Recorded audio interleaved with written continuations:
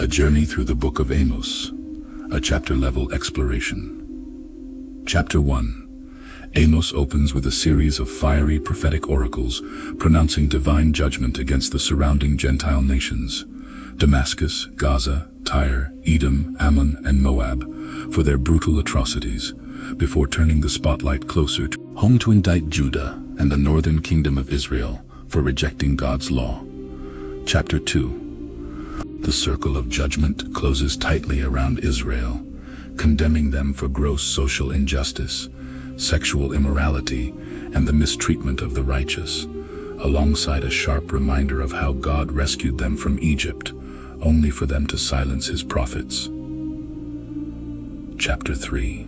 A solemn word addressed specifically to the chosen family of Israel, emphasizing that privilege carries accountability.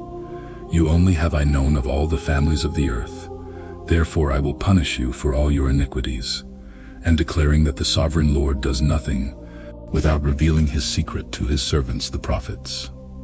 Chapter 4.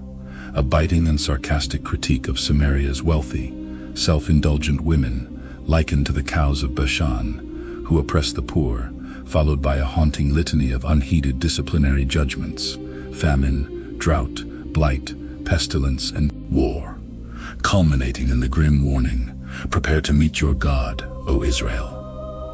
Chapter 5. A passionate funeral dirge for fallen Israel, accompanied by an urgent, repeated plea to seek me and live, contrasting empty, hypocritical religious assemblies with a roaring call for justice and righteousness to roll down like waters. Chapter 6. A fierce woe directed against those who live in lazy, complacent luxury on beds of ivory, while ignoring the impending ruin of the nation, warning that their festive banquets will be turned into weeping and desolation.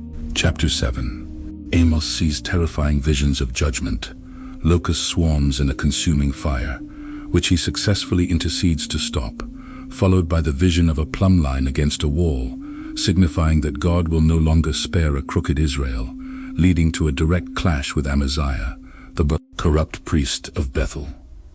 Chapter 8.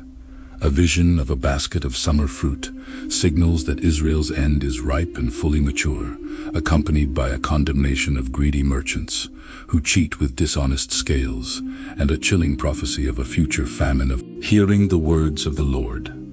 Chapter 9. The final vision features the Lord standing beside the altar, commanding that the temple capitals be shattered and no one escape judgment, which ultimately transitions into a glorious, grace-filled promise that God will restore the fallen booth of David, gather his exiled people, and plant them permanently in a land of unfailing abundance. Epilogue.